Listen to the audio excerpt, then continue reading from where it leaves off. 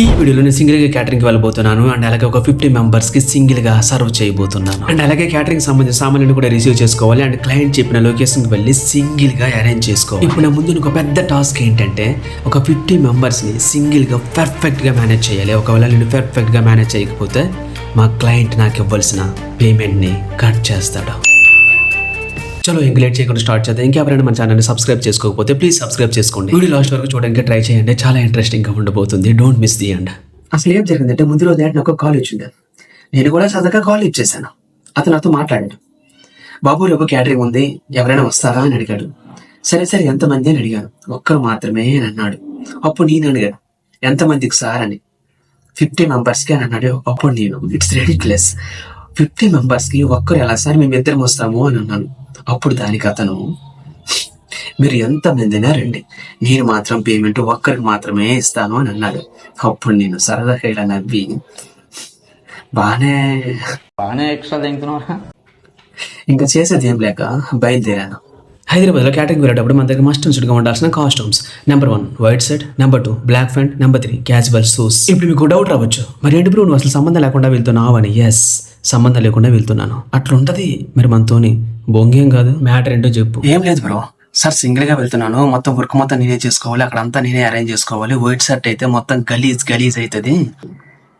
So దీనివల్ల వచ్చే కస్టమర్లకి bad impression కలుగుతుంది అండ్ దీనివల్ల మీ క్యాటరింగ్ కూడా బ్యాడ్ నేమ్ వస్తుంది, నాకు కూడా గలీజ్ ఉంటుంది. సో ఏం చేయమంటారు సార్ అని అడిగాను. దానికి అతను అగ్రీ అయ్యాడు. ఇంకా నేను క్యాజువల్ డ్రెస్ వేసుకుని వచ్చేసా. నార్మల్గా నేను క్యాటరింగ్ ఎప్పుడు వెళ్ళినా ఫ్రెండ్స్తో కలిసి వెళ్తాను, సింగిల్గా వెళ్ళను. ఎందుకంటే పేమెంట్ ప్రాబ్లం వస్తుందని. వెళ్ళినా ఒకసారి నేను మా రూమ్మేట్స్ కలిసి క్యాటరింగ్కి వెళ్ళాం. డే అండ్ నైట్ కష్టపడ్డాం, లంచ్ డిన్నర్ అని తేడా లేకుండా చాలా కష్టపడ్డాం. ఎందుకంటే మా హాస్టల్ ఫీజు కట్టాలి అండ్ అలాగే మా కోచింగ్ని కంటిన్యూ చేయాలి కాబట్టి. సో ఆ టైంలో మాకు ఒక యదవ ఒక 2000 రూపీస్ పొక్క పెట్టాడు. సో గైస్, ఒకవేళ మీరు క్యాటరింగ్ వెళ్తే బీ కేర్ఫుల్. 1 వాళ్ళు మీకు తెలిసేనే ఉండాలి, 2 మీ ఫ్రెండ్స్ కానీ తెలిసి ఉండాలి, ఎందుకంటే పేమెంట్ ఇష్యూ రాకుండా ఉంటాను. అలా కాకుంటే ఇప్పుడు నాకు జరిగినట్టు మీకు కూడా జరిగే అవకాశం ఉంటుంది కదా. సో ఇప్పుడు మెట్రో ట్రైన్ కోసం వెయిటింగ్. వెళ్ళిన వెంటనే మనం చాలా చక్కగా రిసీవ్ చేసుకొని వెళ్ళిన వెంటనే మనం చాలా చక్కగా రిసీవ్ చేసుకొని చేరిపోయి కూర్చోబెట్టి ఫ్యాన్ వేసి కూల్ డ్రింక్ ఏమైనా కావాలని అన్నాడు. అంత లేదు బ్రో. ఏంటంటే మీరు ఎంత లేటు, అక్కడేమో క్లయింట్ దెబ్బతున్నాడు, మీరు ఎప్పటికీ రారు, అసలు వస్తారో రారు కూడా తెలియదు, నాకేమో మెంటల్ టెన్షన్.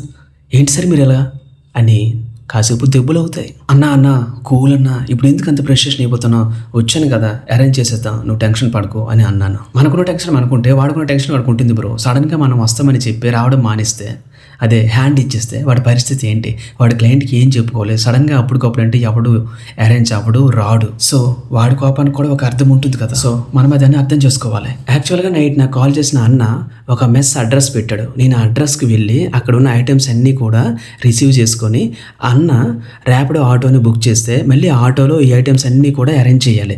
అండ్ ఆ తర్వాత క్లయింట్ పెట్టిన లొకేషన్కి ఈ ఐటమ్స్ అన్నీ కూడా తీసుకుని వెళ్ళి అక్కడ మళ్ళీ నేను సింగిల్గా అరేంజ్ చేసుకోవాలి. ఇది మ్యాటర్. సో ఈ ప్రాసెస్లో నేను ఒక పెద్ద మిస్టేక్ చేశాను. దానివల్ల కొంచెం దెబ్బలు కాయాల్సి వచ్చింది. పాపడ్స్ ఉంటాయి కదా, పాపడ్స్, అవి అప్పడాలు. ఆ మెస్ వాళ్ళు అప్పడాలని ఇలాంటి బాక్స్లో పెట్టి నాకు ఇచ్చారు. కానీ దాన్ని కట్టడం కోసం థ్రెడ్ ఇవ్వలేదు అండ్ ఫ్లిక్స్ చేయడం కోసం ప్లాస్టర్ కూడా ఇవ్వలేదు. సరే ఏమైంది కదా, నేను కూడా అలా తీసుకెళ్ళి ఆటోలో పడేశాను. కట్ చేస్తే అవి అక్కడికి వెళ్ళేసరికి చాలా మెత్తగా అయిపోయాయి. నేనేమో అక్కడే దెబ్బలు కాసాను. మీరే చెప్పండి, ఇలా తీసుకెళ్తే ఎందుకు దెబ్బలు కాయం? తప్పలేదు. ఈ ఆటో అన్న మాత్రం చాలా మంచిడు అన్ను, ఎందుకంటే మెస్ దగ్గర కూడా నాకు చాలా హెల్ప్ చేశాడు. అండ్ అలాగే దారిలో కూడా తమ్ముడు టీ తాగుదామా అని అడిగాడు. సరే అన్న తాగుదామని అన్నాను. మనీ కూడా అన్నే పే చేశాడు. లొకేషన్కి వెళ్ళిన తర్వాత కూడా ఒక్కడనే అలా అన్ని అరేంజ్ చేసుకుంటూ ఉంటే వచ్చి హెల్ప్ చేశాడు. అండ్ సర్వ్ చేసేటప్పుడు కూడా ఒక్కడనే అందరికీ సర్వ్ చేస్తూ ఉంటే చూడలేక వచ్చి మళ్ళీ సర్వ్ చేశాడు. అప్పుడప్పుడు మనకి ఇలాంటి మంచి వాళ్ళు తగ్గుతూ ఉంటారు. ఎందుకు అన్ని ఇవన్నీ చేశాడు అంటే వెళ్ళేటప్పుడు కూడా ఈ అన్న ఆటోలోనే వెళ్ళాలి. సో ఎందుకు ఖాళీగా ఉండమని ఇవన్నీ చేశాడు. ఎనీవే, హెల్ప్ చేసినందుకు థ్యాంక్ యూ సో మచ్ అన్న. ఈ వీడియోని వరకు చేరుకోవాలని మనస్ఫూర్తిగా కోరుకుంటున్నాను. ఇంకా లొకేషన్కి వెళ్ళి మొత్తం ఇవన్నీ అరేంజ్ చేశాను. ఒక్కడనే కాదు, అన్న కూడా హెల్ప్ చేశాడు. కమాన్ నాతో రండి, ఇక్కడ ఐటమ్స్ ఏమేమి ఉన్నాయో మీకు క్లియర్గా చూపిస్తాను. ఇవి సలాడ్స్, క్యారెట్స్ అండ్ దోసకాయ, ఆనియన్స్ అండ్ లెమన్. అండ్ ఎక్కడేముందో చూద్దాం. ఓ బజ్జీ, అదే మిరపకాయ బజ్జీ, మిర్చి బజ్జీ. అండ్ ఇక్కడ పికిల్. అండ్ ఈ కవర్లో ఉండేవి బొబ్బట్లు. అండ్ ఇవి బూరెలు, రైస్, ఇది వెజ్ పులావ్, ఇంకా ఇవి కర్రీస్, 3 రకాల కర్రీస్ ఇవి. ఇప్పుడు నా favourite item gulab jam.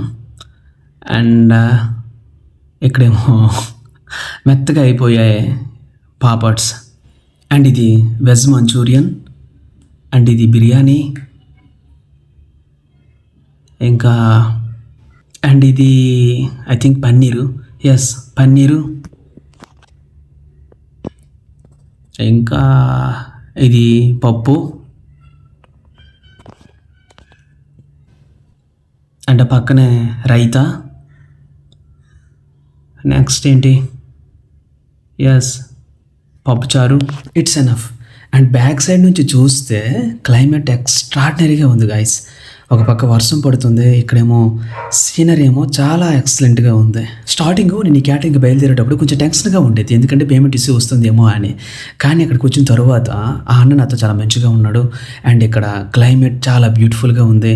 And client కూడా నాతో చాలా చక్కగా మాట్లాడాడు. అండ్ టిప్ కూడా ఇచ్చాడు. అండ్ వాడు ఇచ్చే టిప్ అమౌంట్ ఆటో అన్న నేను షేర్ చేసుకున్నాం. ఇంతకీ టిప్ ఎంత ఇచ్చారనేగా మీ ఆలోచన?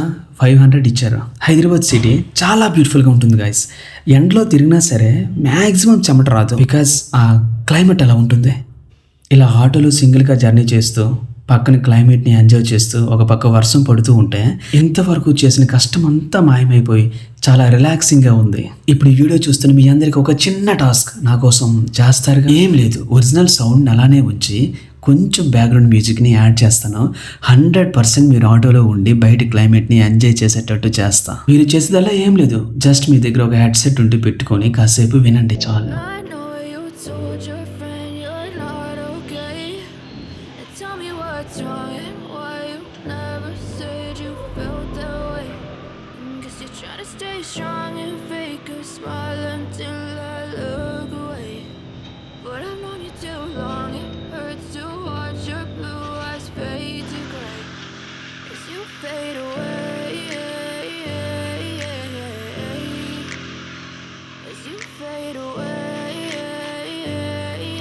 ఇంతవరకు విన్నారుగా, ఆటోలో ఉన్న ఫీలింగ్ వచ్చిందా లేదా? కింద కామెంట్లో మీ ఒపీనియన్ని షేర్ చేసుకోండి. ఓడి అమ్మాయి బిల్డింగ్స్ చూసారా ఎంత పెద్దగా ఉన్నాయి కదా. నాకు అప్పుడప్పుడు అనిపిస్తూ ఉంటుంది, దీని అమ్మాయి ఎలా కట్టారా ఈ బిల్డింగ్స్ని అని. ఎంత డబ్బు ఉంటే కానీ బిల్డింగ్స్ కట్టుంటారో. నా లైఫ్లో ఇలాంటి బిల్డింగ్ ఒక్కడైనా కడతానా లేదా అని అప్పుడప్పుడు ఇలా అనిపిస్తూ ఉంటుందిలే. సరేలే, ఇంక చేసేదేం లేక ఆ గిట్రోలు అని ఎక్కి దిగి ఇలా రూమ్కి నడుచుకుంటూ వెళ్తున్నాను. ఆల్మోస్ట్ ఒక 3 km ఇప్పుడు వెళ్ళాలి. ఇంతవరకు మీరు ఈ వీడియో చూసిన తర్వాత మీకు చాలా డౌట్స్ వచ్చే ఉంటాయి.